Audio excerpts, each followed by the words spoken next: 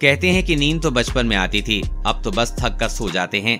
युवाओं पर ये बात बिल्कुल ठीक बैठती है। दरअसल बचपन का दौर होता ही कुछ और है। कभी कोई इंसान अपने बचपन की यादों को भूल नहीं पाता है। हम जब बड़े हो जाते हैं तो यही सोचते हैं कि काश वो बचपन के दिन वापस आ जाएं। ऐसे में आज भी कई लोग अपने बचपन में की गई शैतानियों को याद करके काफी भावुक हो जाते हैं। ये एक ऐसा समय होता है जब बच्चों को किसी बात की कोई चिंता नहीं होती है और न ही किसी बात का डर होता है। ऐसा इसलिए क्योंकि ये वो समय होता है जब हर बात की चिंता माता पिता के सर पर होती है। बचपन की कुछ खट्टी मिट्टी यादें आज भी हमारे जहन में मौजूद हैं, जैसे कि पॉकेट मनी मिलना।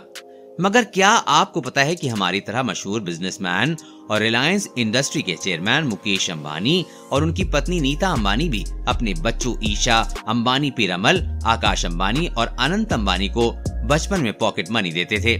जी हाँ, इस बात का खुलासा खुद नीता ने एक इंटरव्यू के दौरान किया था।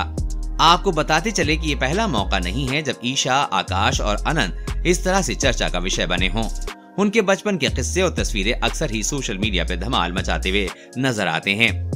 वैसे बचपन से याद आया कि नीता अपने बच्चों को स्कूल के दिनों में जेब खर्च के लिए पॉकेट मनी दिया करती थीं।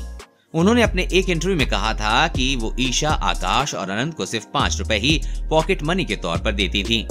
अपनी बात को जारी रखते हुए नीता ने यह भी बताया था कि वो ऐसा क्यों करती थीं।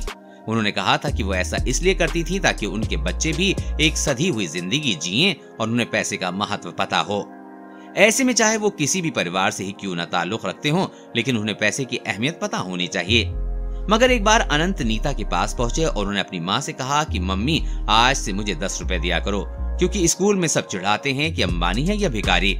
इस पर मुकेश और नीता भी कुछ नहीं कह सकते थे, इसलिए उन्होंने अपने बच्चों की पॉकेट मनी बढ़ा दी।